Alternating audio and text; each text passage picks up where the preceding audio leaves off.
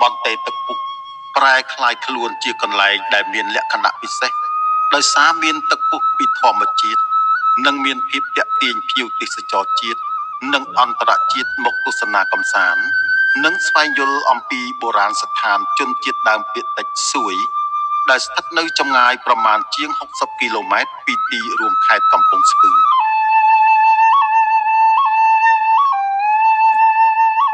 ពាក់ព័ន្ធទៅនឹងប្រវត្តិតេទឹកពុះនេះមានរឿងដំណាលមកថាដើមឡើយមានសេដ្ឋីមួយរូបមានមាសប៉ុនដូងទុំគឺជាអ្នកមានប្រចាំតំបន់តេសេដ្ឋីរូបនោះមានកូន2នាក់ប្រុស1ស្រី1ដែលកូនទាំង2នាក់នេះត្រូវបានគាត់បំបែកចេញពីគ្នាតាំងពីតូចរហូតដល់ធំពេញវ័យដោយខ្លាចបង្វេងរកកូនប្រុសដែលផ្ញើទុកជាមួយគេនៅភូមិមួយពេលធំមិនឃើញគាត់ក៏បានពាក់កងមាសមួយនៅកជើងដែលបច្ចុប្បន្នភូមិនោះត្រូវបានដាក់ឈ្មោះថារលាក់កជើងដោយសារតែខ្លាចបែកទ្រព្យសម្បត្តិគាត់មិនបានឲ្យកូនទៅយកគ្រួសារផ្សេងនោះទេបើទោះជាគេមកដណ្ដឹងកូនក្រមុំក្តីក្រោយមកគាត់ក៏បានគិតគ្នាជាមួយប្រពន្ធថាជៀសវាងបែកទ្រព្យសម្បត្តិពុះមាសប៉ុនដងទុំជាពីរចំណែកមានតែរៀបការកូនរបស់ខ្លួនដែលបំបែកចេញកាលពីតូចឲ្យយកគ្នាជាប្តីប្រពន្ធគិតគូររួចហើយគាត់ក៏រៀបចំពិធីមង្គលការកូនដែលជាបងប្អូនបង្កើតនឹងគ្នាដោយបានអញ្ជើញហៅភ្ញៀវមកចូលរួមយ៉ាងច្រើនកុះករលើកលែងតែយាយតីម្នាក់គត់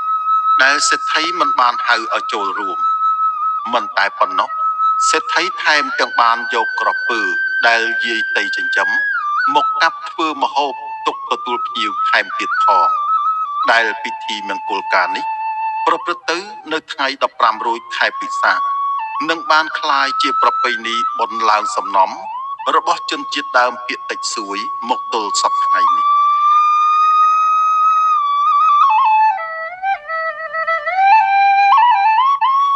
បើនិយាយពីយាយតីវិញក្រោយពីដឹងថាសេដ្ឋីរៀបការកូនបង្កើតឲ្យយកគ្នាជាប្តីប្រពន្ធគាត់មានការព្រួយបារម្ភជាខ្លាំងហើយនៅថ្ងៃចូលរោងក៏មិនបានទៅក្បែរនោះដែរវេលាយប់ឡើងស្រាប់តែយាយតីយល់សពឃើញយមទូតមកប្រាប់ថាថ្ងៃស្អែកហាមដាច់ខាតមិនឲ្យចូលទៅក្បែរកន្លែងគេការកូនឡើយភ្ញាក់ពីយល់សពយាយតីភ័យណាស់ហើយនៅតែក្នុងផ្ទះតែម្នាក់ឯងមិនចេញទៅណាឡើយហើយបានបួងសួងថាបើគាត់មានជីវិតរស់គាត់នឹងកោរសក់ថ្វាយដល់ព្រះធរណីនៅភូមិដែលយាយតីរស់នៅដូច្នេះហើយទើបភូមិនោះមានឈ្មោះថាភូមិកោរដូនតីរហូតមកទល់សព្វថ្ងៃនេះ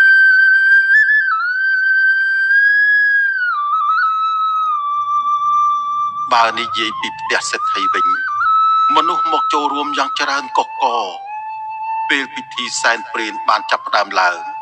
ស្រាប់តែកើតមានបាតុភូតចម្លែកដោយក្នុងបរិវេណផ្ទះសេដ្ឋី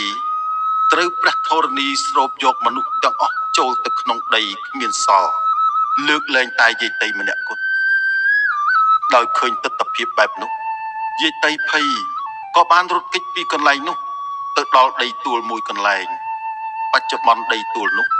បានคล้ายជាតំបន់ដីព្រៃអរិយភ្នំតេគាត់ក៏បានកោរសក់នៅទីនោះតាមអ្វីដែលគាត់បានបន់ស្រន់ថ្វាយដល់ព្រះធរណីហើយក៏រស់នៅទីនោះរហូតមានគ្រួសារនិងកូនប្រុសមួយក្រោយពីកូនប្រុសកើតប្តីរបស់គាត់ក៏ទៅបួសជាតាបសនៅលើភ្នំខ្ជូលអូរ៉ាល់ហើយពេលដែលកូនកើតមកមានឈ្មោះត្រសក់ផ្អែមចំណែកកន្លែងទឹកពុះឯនេះវិញក្រោយពីព្រះធរណីស្រូបយកអ្នកដែលមកចូលរួមពិធីការកូនសេដ្ឋីជនជាតិសួយអស់ហើយ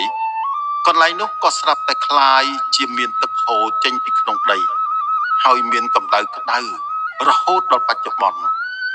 នេះបើតាមការរៀបរាប់របស់លោកស្រីម៉ែនសាមីនតំណាងជនជាតិដើមភាគតិចសួយភ ភូមិកោដូនតីឃុំត្រពាំងជូស្រុកឱរ៉ាល់ខេត្តកំពង់ស្ពឺ